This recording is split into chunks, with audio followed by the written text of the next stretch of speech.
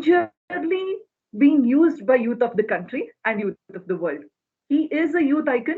He lived as a youth and he died as a youth itself. He didn't even touch his 40th year. Now, a person who has not even touched his 40th year, rather, he died at 39 years and a few months, who worked probably till 30th birthday of his. Nobody knew his name, which means that he was active only for last 9 years. In 9 years, how can we call him the maker of modern India, today's India? Before moving on to that topic, let us understand what is modern India, right? So when I say modern India, we think about today's India, right? Today's India, which is free, which is industrially developing, which is rurally developing, which has a lot of good science and technology, literaturely developing. Our agricultural produce is much better than before. So there are different phases, different areas, aspects in which we are developing. Right? When it comes to defense, we are the second largest defense. When it comes to agriculture, we are one of the top producers of agriculture. When it comes to milk, we are the top producer of milk industry. When it comes to manpower, we are the biggest outsourcers of manpower and brain power for the world.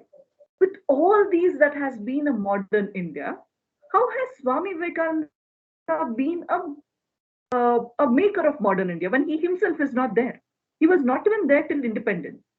But still, how did he make? How has he been the nucleus of the modern India that is there today? Let us have a sneak peek. When we say modern India, we think about the freedom that we are enjoying today, right? Probably this is a special year as well because we are celebrating Azadi Ka Amrit Mahotsav. And we are really blessed to be a part of Azadi Ka Amrit Mahotsav that is happening across India today. So, how is he contributor to the freedom of India?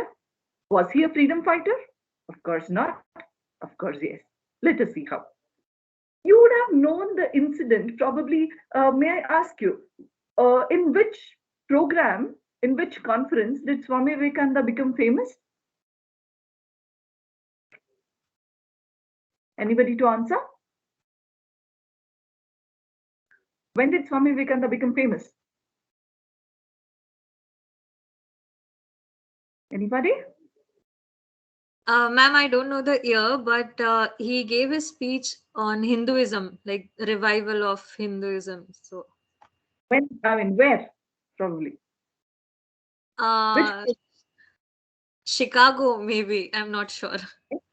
Absolutely right. Absolutely right. Of course, it was in Chicago. It was 11th September 1893 in Chicago in the program Parliament of World Religions. Can you see the magnanimity of the name itself? It was Parliament of World Religions, and there, when Vivekananda went and gave his speech, and he started with the five magical words, Sisters and Brothers of America. For those five magical words, he got a standing ovation for 2 minutes. A simple sannyasi from India who spoke those five magical words. He got a standing ovation for 2 minutes, and then he spoke for 3.5 minutes about India, Indian culture, and he had to stay there for 3.5 years to guide America and the Western countries. So we know that day in India is celebrated as Digvijay Divas, 11th September 1893. Every year since then, we have been celebrating it as Digvijay Divas. So, my dear friends, with all that glory, with all that popularity that he had got, when he returned back to India, let us go to the moment. Just imagine, go back to the moment when he had to return back to India. It was not through flight, he had to travel through ship, and he reached the southern tip of India, which was Colombo, which is Sri Lanka today, the then India. When he reached there, imagine there were a lot of people who were just waiting to garland him, to put a shawl, to welcome him. It was a red carpet, glorious welcome. When Vivekananda reached the tip of the coast, he quickly went to the beach.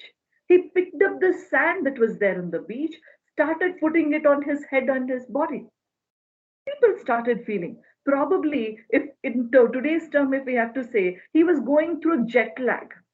Probably at that time it was seasickness. It was because of that that Swamiji has got some disturbance in his mind, and that's why he's pouring sand on his body? When Vivekananda was asked about this, Vivekananda gave a marvelous answer. He said, before going out of India, I loved India. But when I'm coming back to India, I have become devotee of Bharat Mata. I am a staunch believer that India is a country which can create a difference for the whole world. This was the kind of talk that he gave, and this incident was narrated as a story by a grandmother to her grandchild. This boy was a very, very talented boy, and this was a sequence happening before independence. He started thinking, Are, is there so much of divinity about my land? That is Swamiji. The Swamiji pours the sand on his body and he feels that the dirt of his mind and body can get washed away just by the sand of this land. Is it so pure? Is it so divine? So that was the feeling that he got. And because of which he kept on thinking about the story that was narrated by his grandmother. In the evening, he got a shocking news. What was the shocking news? The news was this was happening in Amritsar, and the evening he got to know that all his relatives, his neighbors, and everybody who had assembled in a park in a very big garden on the occasion of Baisakhi, they all were massacred by the British officer called as General Dyer. It was a park which was called as Jallianwala Bagh. Looking at that tragic incident, he hearing about the tragic incident, he ran to that place and saw that just a few hours ago, the place which was a place for people to play around, to chat around, to make merry, it was a place to celebrate festival. It has become a barren land. The mud has got stained with blood and muscles. It really shook that boy. And immediately he had a water bottle with him. He emptied the water bottle and collected the mud that was there on the ground. He came back to his house and wanted to keep that water bottle in the puja room. His mother said, Please take it away. It is dirty. Why do you keep it? It is apavitra. Don't keep it in the puja room. The boy said, If this mud can purify a great Swami like Swami Vivekananda, now though it is stained by the blood of our people, isn't it more divine for me? I will dedicate from now on, I will dedicate my life for the motherland. This is the God for me. I will pray this mud as my God. This is what the words that the boy said. Can you guess who the boy was? Who that boy was who considered the mud as God itself? Any guesses? It was none other than Shaheed Sardar Bhagat Singh, a boy who grew up to be Shaheed Sardar Bhagat Singh, a great revolutionary who sacrificed his life at the age of 22 and 23. When he was about to be hanged, he kisses the rope, hanging rope, and sings, Sarfaroshi ki tamanna ab hamare dil mein hai, dekhna hai zor kitna bazuए कातिल में है. Just an incident transformed the life of Bhagat and made him Shaheed Sardar Bhagat Singh. When the Ahimsa propagator, Satya propagator of our country, father of our nation, Mahatma Gandhi ji was asked about Swami Vivekananda when during his visit to Belur Mutt. Mahatma Gandhi ji says, Till now, I loved my country. But when I went through the life of Swami Vivekananda, the love for my country has become thousandfold. In this way, there were a lot of freedom fighters, may it be Bal Gangadhar Tilak, may it be Bipin Chandra Pal, Arvindo Ghosh, Hemchand, anybody for that matter, everybody plunged into the freedom struggle because they were so much inspired by Swami Vivekananda. And this is how he became the nucleus of the freedom movement. And later on, when we in this journey, my dear friends, when it comes to freedom fighting, it was not, of course, it was by ahimsa, but also the revolution. And when it comes to revolution, we remember a person who was a pioneer of revolution in India. He was the one who became a Simha Swapna for the Britishers to run away. Who was this person? Let me narrate a small incident which inspired him to become a great revolutionary. This boy was in his ninth standard. After completing his ninth standard during his vacation, he was listening to a record, and by chance, he happened to listen to the speech of Swami Vivekananda, which he delivered when he was in West. This boy got so inspired that he wanted to go and meet Swami Vivekananda. During that time, he went and asked his father that he wanted to meet Swami Vivekananda. He wanted to go and be there in Belur Mutt, but his father didn't agree. The boy eloped from his house. He went to Belur Mutt and he started searching for Swami Vivekananda. That's when one of the senior Swamijis of Ramakrishna Matha, he came to this boy and said, "My dear child, Swami Vivekananda is no more. He has left his mortal body." The boy was shattered. He was really disturbed. He went to Swamiji and said, "Swamiji, I want to stay back in Belur Mutt. I also want to be a sannyasi."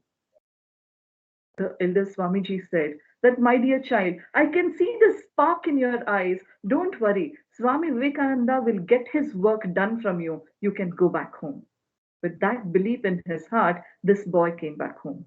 Imagine a nine standard boy, when he elopes from his house, how is he welcomed back by his parents?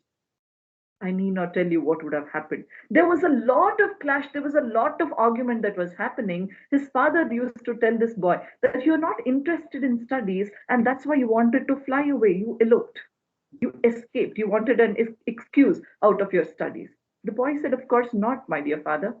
I love my studies more than that. I love the preachings of Swami Vivekananda." His father posed him a challenge.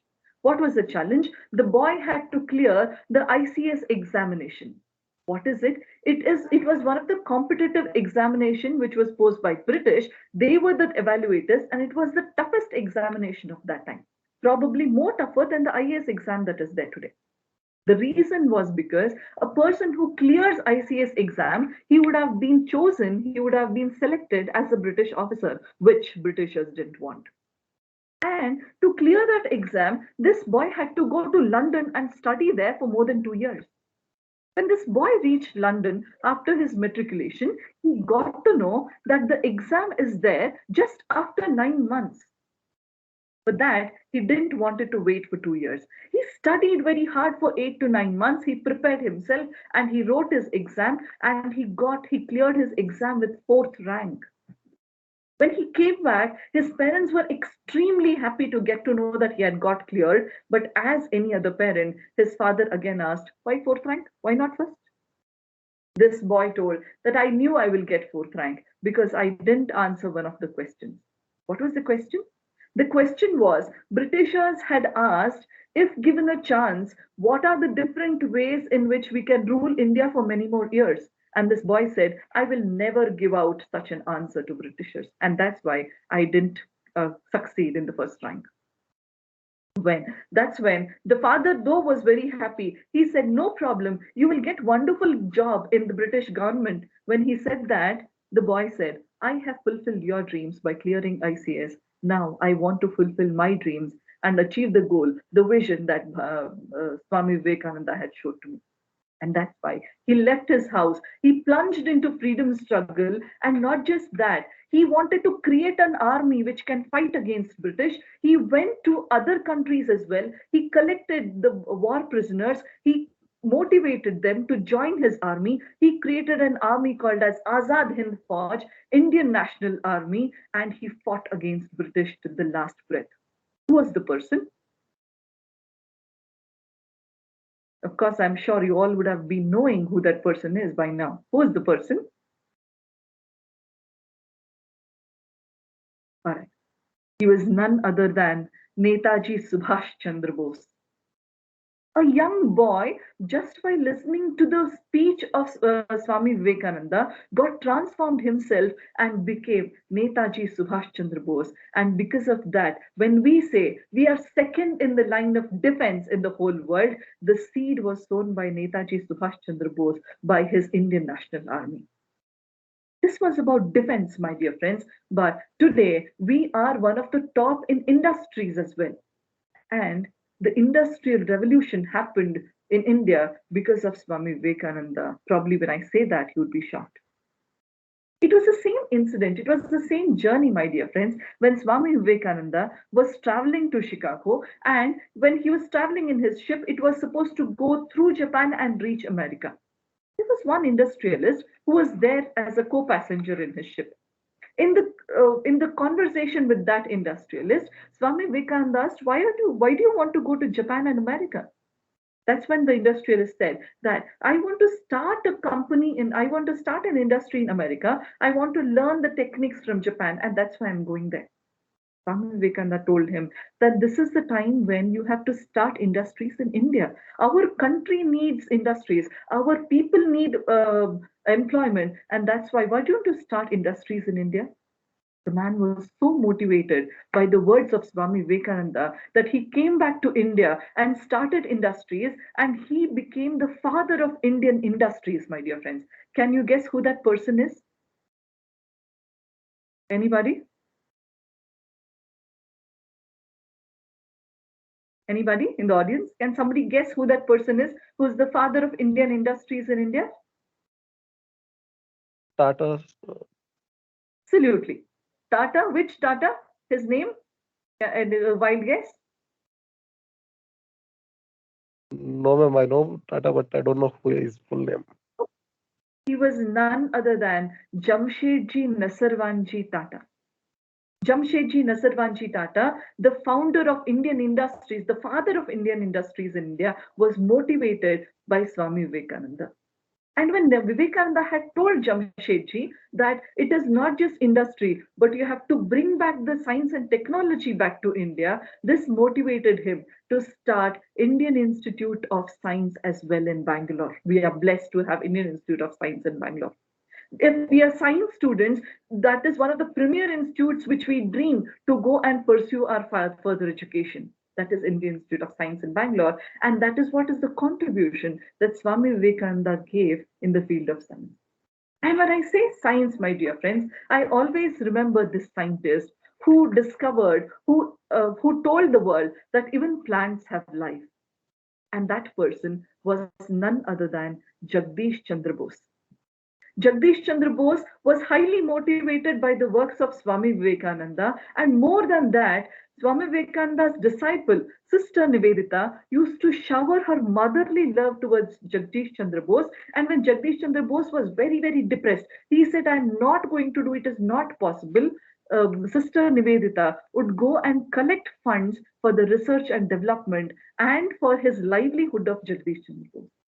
In this way, the both Guru and Shishya, Swami Vivekananda and Bhagini Nivedita, have contributed for the development of science in our country. If it is science, then when I say Nivedita, then I of course remember the education field. Because today, we women, we are attending classes, we are attending schools and colleges, we are there as one of the leading leaders of India today, is because of the education that we have got. And the pioneer of women education in India, one of the pioneers was Bhagini Nivedita herself. Because an Irish lady, Margaret Noble, when she went to Swami Vivekananda and said, I want to dedicate my life for your cause, Swami Vivekananda said, if you want to do something for me, then do something for my country, Bharat. She asked, what should I do? She said, I am the offering for your cause. And that's why she changed her name from Margaret Noble to Nivedita, Naivedya that we say, Nivedita. And she said, Swamiji, you tell me for what cause should I live? And for that, Vivekananda had said that our women don't have education in our country. Why don't you start schools and make them independent? And taking that as a motivation, Bhagini Nivedita started the Sharda Vidya Mandir. She was the first one to start women education in India. When it comes to education, my dear friends, the education in India has given Nobel laureates to our country. We have succeeded in literature so much. And when I say Nobel laureates, I can remember our Nobel laureate Rabindranath Tagore, who has given Jana Gana Mana to our country. When he was asked by another Nobel laureate to study about India, he was asked. One of the Nobel laureate came to Rabindranath Tagore and said, Rabindranath ji, I want to study India. How do I do that? That's when Rabindranath Tagore said, if you want to study India, study Vivekananda. In him, everything is positive, nothing negative. He himself says that I have got so much inspiration from Swami Vivekananda that my love for the country has always been increased whenever I read through him. That was about the Nobel laureate Rabindranath Tagore, but how can we forget our own Jnanapitha awardee Kuvempu, Kuppalli Venkatappa Puttappa? Just last month we celebrated his birthday. Kuvempu was a very strong believer, was a devotee of Swami Vivekananda. He spent 10 years of his life in Ramakrishna Ashrama, Mysore, and there he studied complete works of Swami Vivekananda. And after that, he had written in his whole life, he had written only two autobiographies, one of Ramakrishna Paramahamsa and the other one of Swami Vivekananda. And he said the concept of Vishwa Manavatva that he proposed, he had got it from Swami Vivekananda itself. That is the kind of contribution, the inspiration that people have derived from Swami Vivekananda. When it comes to the space, the fields are innumerable, my dear friends. You take up a field and there is somebody who is inspired by Swami Vivekananda who has reached the greatest heights. If you want to know about the right to education, right to information and rural development, it is none other than Anna Hazare, who was inspired by Swami Vivekananda. There are a lot of actors, there are a lot of politicians. When I say politicians, from Barack Obama to Narendra Modi, from Jayalalitha to Mamta Banerjee, all these people are inspired by the words of Swami Vivekananda. When we see all this, we feel that this one person, my dear friends, in Kannada there is a saying that Aadu Muttada Soppilla. There is nothing that is not being eaten by goat. There is no leaf that is not being eaten by goat. In a similar way, there is no field that Swami Vivekananda hasn't inspired. Why do I say that is because, why do I say that is special is because if you want to be an IAS officer, only an IAS officer an IAS officer can inspire only IAS officers. An industrialist can inspire only people who want to work in that field. A teacher can inspire her students to become teacher again. But Swami Vivekananda has inspired people across the globe. Take it yoga, take it sports, take it politics, take it literature, any field for that matter, he has inspired so that today the India, the glorious India, what we are seeing, the developing India that we are seeing, it is because of the nucleus, the seed that Swami Vivekananda had sown in the hearts of people. I always think, what was this man made of? If he can inspire people from generations together, if he had, is, and will be inspiring people, even if we are celebrating his 159th birthday, what special was he? How could he make that? What was that ingredient that he was made of? There should be something that he himself was. Let us have a quick sneak peek into his life to understand what made him as he is today for all of us. We all know that Swami Vivekananda was born on 12th January 1863 to a divine couple of Calcutta, Bhuvneshwari Devi and Vishwanatha Datta. They left no stone unturned to make Narendra into Swami Vivekananda, to chisel out his life, to chisel out himself as embodiment of character. So what did they do? Let us look at two, three incidents to know how Narendranatha was in his childhood. Narendra was a very, very timid boy, very naughty child. If you can check, if you can imagine any naughty child, that could have been a reflection of Narendra itself. And the boy he was a person with truthfulness. He would never ever lie. One day, when he had been to his school, he came back from school, which was profusely crying. He was crying extensively. He came back to his mother, hugged his mother, and said, "Amma, from today, I will never ever speak truth." Amma was shocked. What happened? Till yesterday, you never ever lied, and today you are speaking. You are telling me you don't want to speak truth. What happened? Narendra said, Amma, today look at this. Today I spoke truth, and that's why I've got beaten by my teacher, black and blue. If it was my parent, our parents here, they would have said, who is that who bet my child black and blue? Chalo, let us do a strike tomorrow. It was Bhuneshwari Devi. She had a bigger responsibility of transforming Narendra into Swami Vivekananda. She said, "My child, I know you would have done some mischief, and that's why you have got this punishment. Tell me what happened exactly in the class." Narendra narrated. He said that Amma, today teacher asked me a question. I answered it correctly itself, but teacher felt that is not correct. The teacher asked me to keep quiet and agree that what I have told is not correct. But I was very clear about my thought. I argued with the teacher. I told the truth that this is what is the right answer. Teacher didn't like, and that's why teacher has beaten me black and blue. If I would have agreed whatever teacher had said and kept quiet, I wouldn't have gotten these beatings. Amma, you tell me, should I ever tell the truth? Bhuneshwari Devi, after listening to all this, she told one thing, my dear friends, which has to be registered and recorded in our brains and hearts.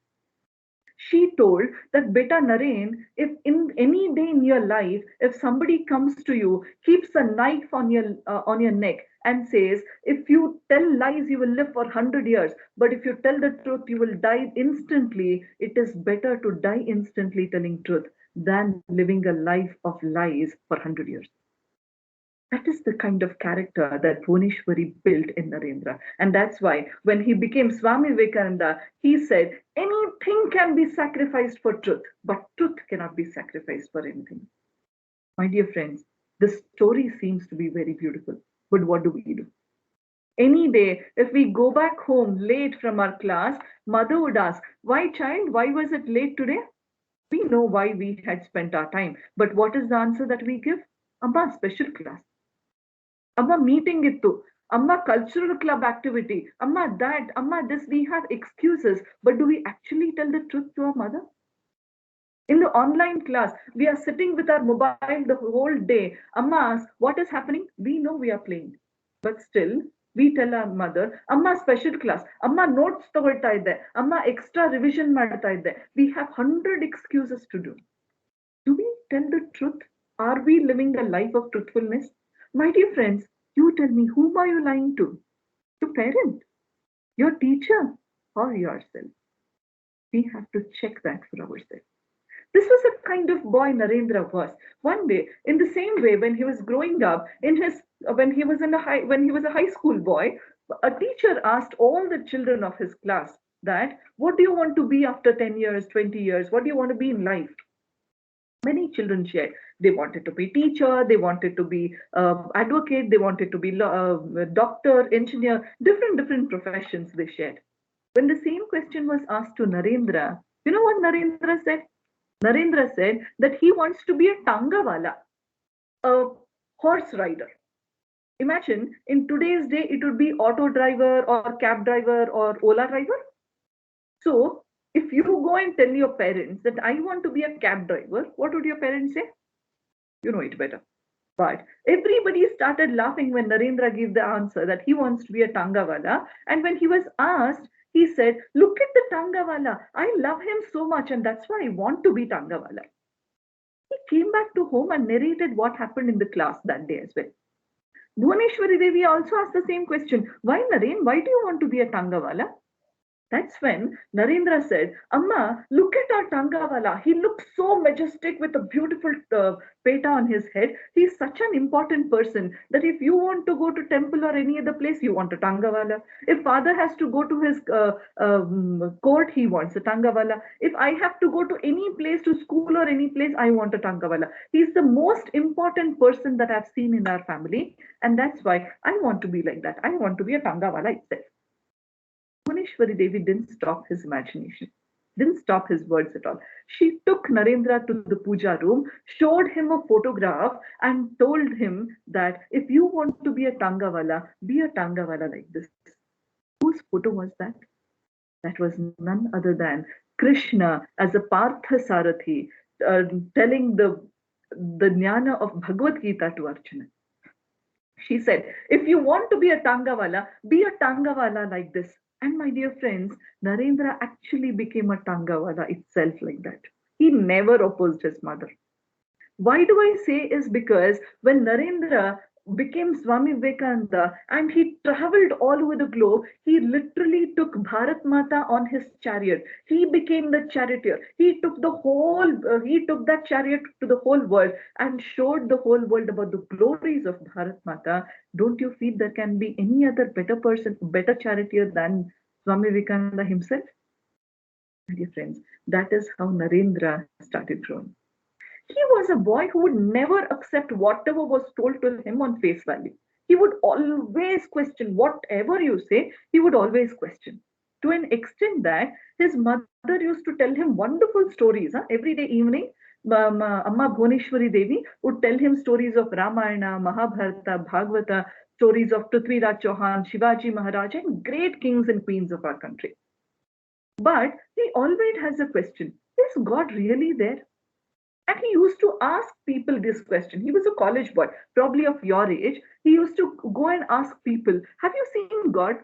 May it be pujaris, may it be pravachankaras, anybody, any saint, he would go and ask the same question, have you seen God? Everybody would give a common answer that we have heard about God, we speak about God, we have even read about God, the glories of God, but we have not seen God literally. Narendra started getting a question: is there a God in that way?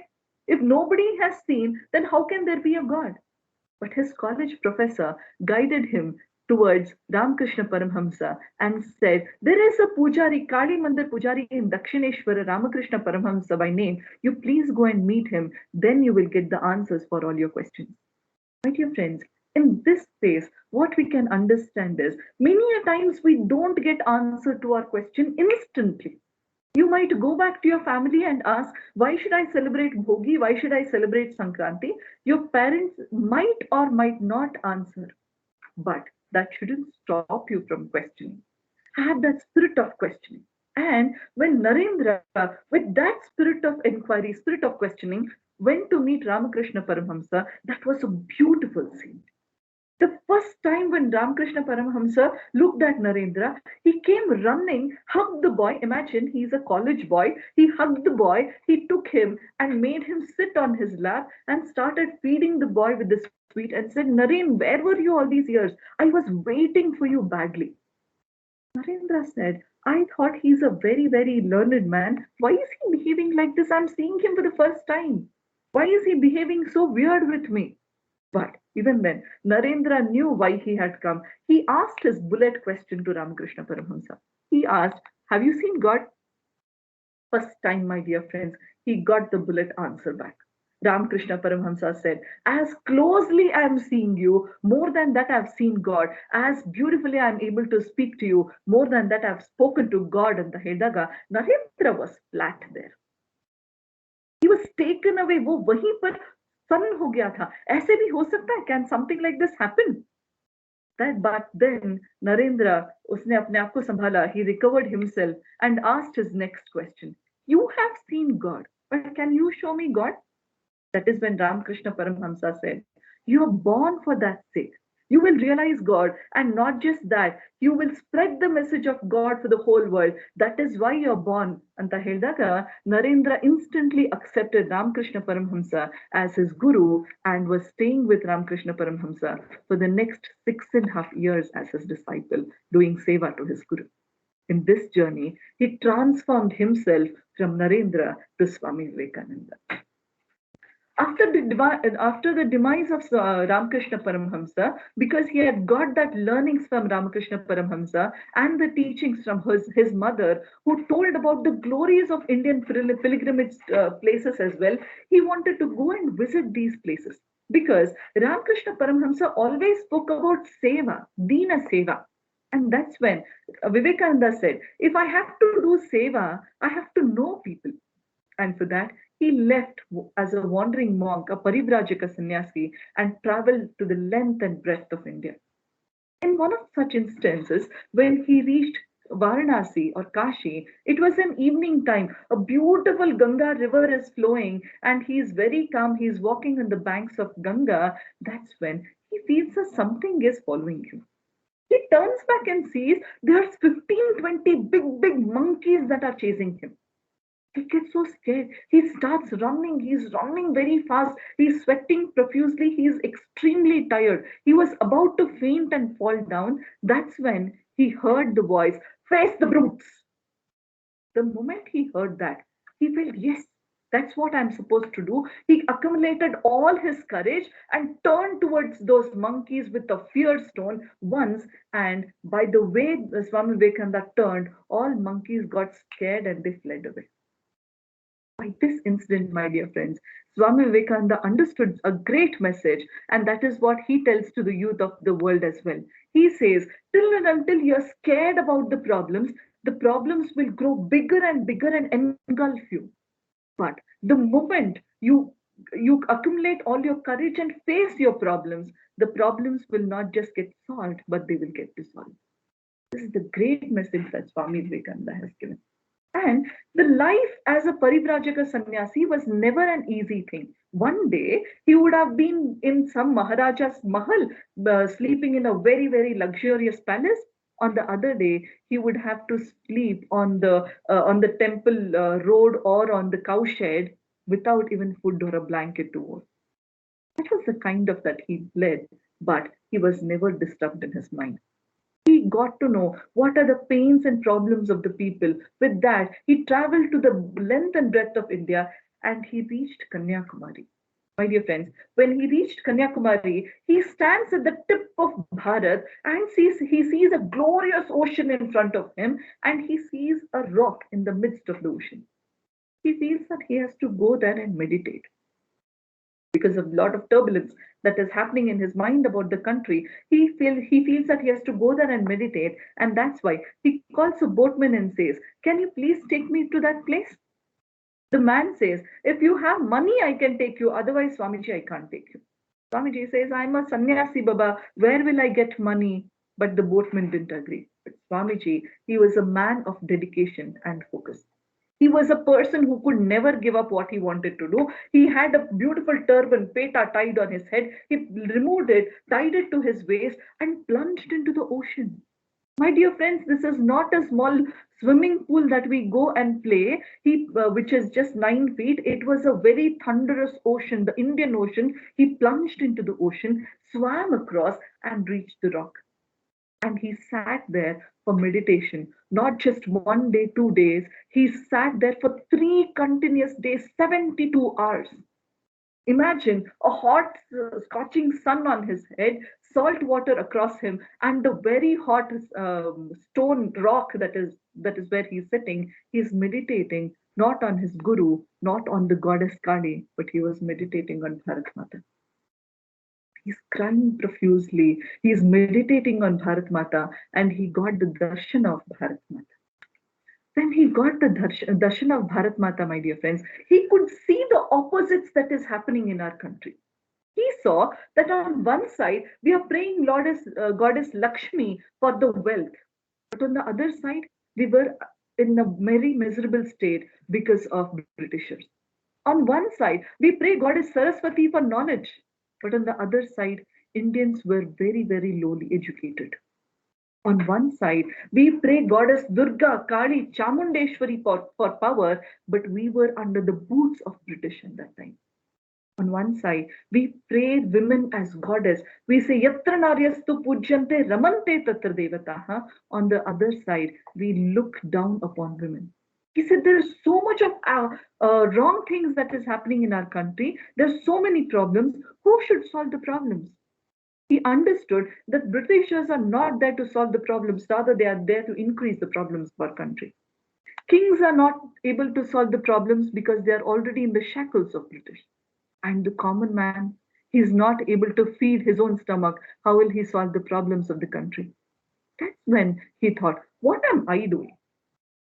My dear friends, every time we see a problem, when I ask you what are the problems of our country, you might enlist a big list. And when I say whose responsibility to solve, you would say politician, educationists, academicians. You have a big list, but you never say that this is my responsibility. Vivekananda took up the responsibility for the problem. He never wanted to be a part of problem, but he wanted to be a solution for the problem. That's when he also got the darshana of his guru, Ramakrishna Paramhamsa, who wanted him to go to West and address the world, to tell the West that about the spirituality of India and bring back the wealth from the West to help Indians. And when that darshana, with that motivation, with the help of Maharaja of Khetri, students of Madras, and Odear of Karnataka, he went to West and he gave his glorious speech of 3.5 minutes, which is a history today. My dear friends, the life in West was never ever easy for him. Never ever easy. He had to go through a lot of troubles and problems when he was there. To an extent that to speak in the Parliament of World Religions itself, he didn't know that he wanted a recommendation letter. For example, if I have to speak to you all, my dear student friends, I was recommended by your principal man, by your college faculty to come and speak to you. Only then I could come and address you. When Swami Vivekananda had gone there to address the Parliament of World Religions, he didn't know he wanted a recommendation letter. He was not even from any institution to give him a recommendation as such. One of the ladies from Boston named Catherine, she took Swami Vivekananda to Harvard University professor known as John Henry Wright. John Henry Wright, a man of lot of audacity. He said, I don't want to waste my time, even 2 minutes, to a person who has come from India, which is a land of uneducated and snake charmers. That was the kind of thought that they had about India. That was the kind of image Britishers had always given for the whole world. But after a lot of pursuit by Catherine, Harvard University professor agreed to give him only 4 minutes to spend with Swami Vivekananda. And that meeting of 4 minutes, when it became 1 hour, nobody even understood. Even after so much of time being spent, John Henry Wright wanted to hear more and more with the speaker speaking of Swami Vivekananda, talk of Swami Vivekananda. But Swami Vivekananda said, my dear friend, I have come here to take the recommendation letter. Can you please do that for me? John Henry Wright said, sir, you are like the sun, and sun doesn't need any recommendation letter to shine, sir. You will shine. Please go ahead. Swami Vivekananda says, I am obliged by the flowery words of yours, but I need a recommendation letter. And that's when John Henry Wright writes a recommendation letter. My dear friends, that shows how much he understood Swami Vivekananda in just a span of 1 hour. He writes that if you put all the philosophers, scholars of the West from past 400 years on one plate of the scale, and on the other plate, if you put the knowledge of Swami Vivekananda, the knowledge of Swami Vivekananda would weigh much more. That is the kind of understanding that he got about Swami Vivekananda. And in the days to come, Swami Vivekananda used to give multiple lectures. And one of the occasions, one person came to Swami Vivekananda and said, Swami Vivekananda, look at your dress. You're wearing something orange color, saffron color. You don't look like a gentleman. Why don't you wear a boot and a suit and tie and look like a gentleman? Swami Vivekananda gave a humorous and a thundering answer. He said, my dear friend, in your country, a tailor who stitches suit and boot and tie decides who the gentleman is, but in my country, character decides who the gentleman is. I'm the gentleman according to my country. That is the kind of pride that he always had about the country. One day, a man comes and says to Swami Vivekananda, Swamiji, your country is not a country at all. He says, why, Baba? Why is my country not a country? Then the American says, look at all of us, Swamiji. We all are whites. We are one country. Look at the racism that he had. He says, we all are whites. We are one country. Look at them. They are blacks. They are one country. But in your country, they are blacks. They are whites. They are brown. They are wheatish. They're different colored people, Swamiji. How do you call yourself one country? Swamiji gave a wonderful answer. He told the person, it was a very humorous one as well. He told the person, my dear friend, have you seen donkeys? They all are of the same color and they stay together. Have you seen horses? They are of different colors, but they still stay united. And we countrymen, we Bharatiyas, we all are horses, my dear friend. That is the kind of pride, that is the kind of attachment he always had. One day, he was asked to stay in a very palatial place. Sukhada Supattige anta ಹೇಳ್ತಾರೆ, a very luxurious place. He was asked to go and sleep in his bed. And night, when the host of the house came and heard somebody weeping, they came and saw that Swami Vivekananda is rolling on the floor and weeping. They came to Swamiji and said, Swamiji, what happened? Is something wrong with the bed? Isn't that soft enough? Isn't that cozy enough? You're not able to sleep there? That's when Swamiji said that probably I'm at the pinnacle of success today, no doubts, but my countrymen are really suffering. They don't have food to eat, they don't have shelter to be with, they don't have clothes to wear. And here my heart is weeping for my countrymen. Wherever he was, my dear friends, he had that attachment towards the country. He always respected women, he always respected the country. And when he came back, you know what happened? That was a glorious thing. He always told the youth, arise, awake, stop not till the goal is reached. There, though he talked about Vedanta and all that, when he came back to India, he said, youth of the country should be like muscles of iron, nerves of steel, intellect like a thunderbolt. If he gets hundreds youth like that, he can transform the world. My dear friends, Vivekananda is still waiting for such thunderous youth. And the one aspect that he always told the people of the country to have is the seva concept. His heart always bled for the people of the country, people of the world. He gave the concept of Dina Narayana, Daridra Narayana. Today, if we see a lot of NGOs, they are highly inspired by Swami Vivekananda because when he came back from West, he had got a lot of money, which was enough to build a beautiful shrine for his guru, Ramakrishna Paramhamsa. But he got to know the country was struck by plague today in last 2 years. As we saw corona, we are still seeing the upsurge of corona, where people were dying every day on the roads, on the bed. Wherever we see, we were seeing people dying in hundreds. Same was the case during the plague at his time as well. People were dying like animals on roads. Britishers, they were so cruel that if they get to know one person in a family was struck by plague, they would pull that person out on the midst of the road and set him to fire in the midst of the road. That was the kind of cruelty that Britishers always showed.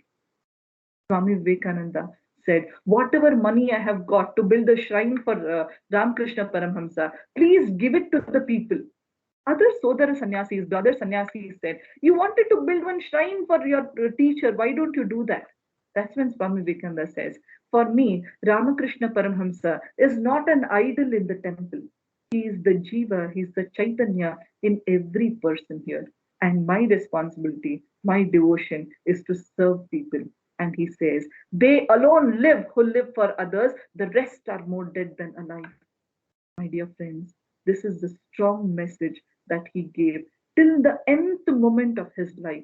He had more than 30 diseases, but he never ever stopped inspiring people till the last moment of his life. That is the kind of man he was, and that's why he is a youth icon. He is the maker of modern India. My dear friends, it is so nice to listen to a lecture, go back and relax and say, Abba, the lecture is over. If that happens, then the whole purpose of knowing Swami Vivekananda goes waste. Then what should we do? The four things that Swami Vivekananda does, he did in his life. If we follow that, then we can create history, my dear friend. What is that? The first one is to have a blemishless character. Gandhiji says, if money is lost, if money is lost, something is lost.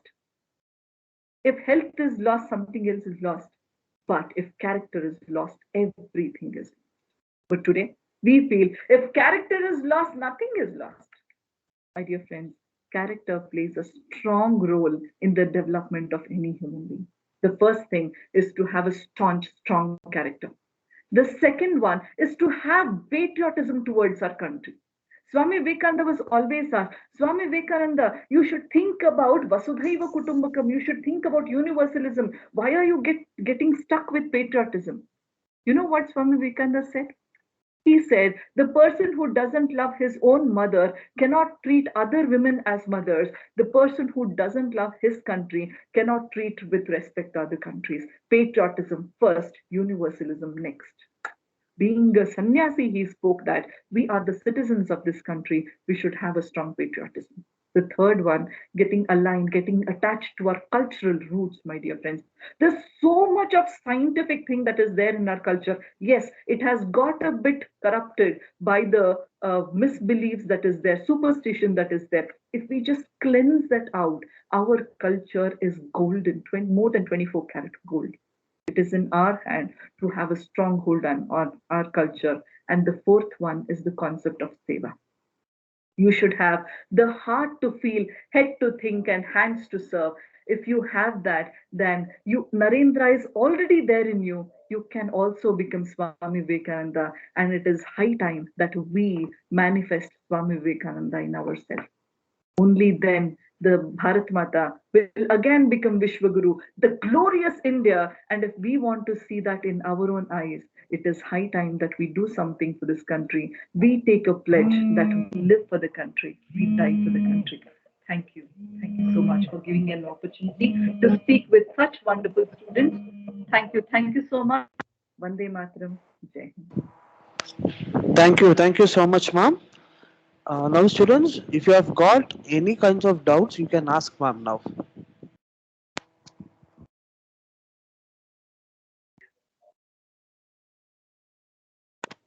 Any doubts?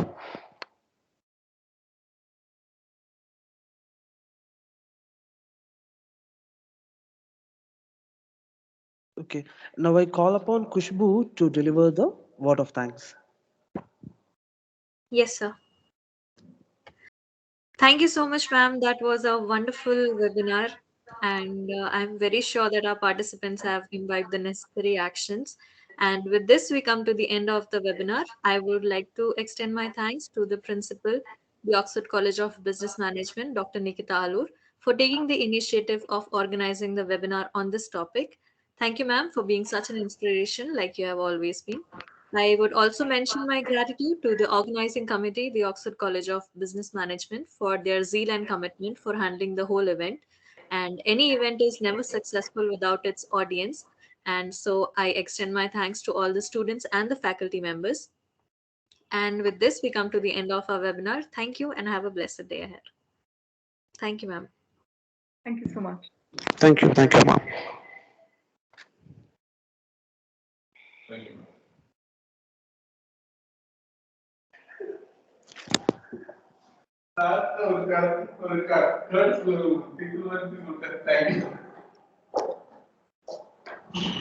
Record ஆயிடுச்சு அது எங்க இருந்து எடுக்கணும் இப்போ sir attendance எடுக்கணும் sir sir ஒரு நிமிஷம் ஒரே நிமிஷம் நான் வெளில வந்துட்டேன் sir okay Thank you, ma'am. Sir attendance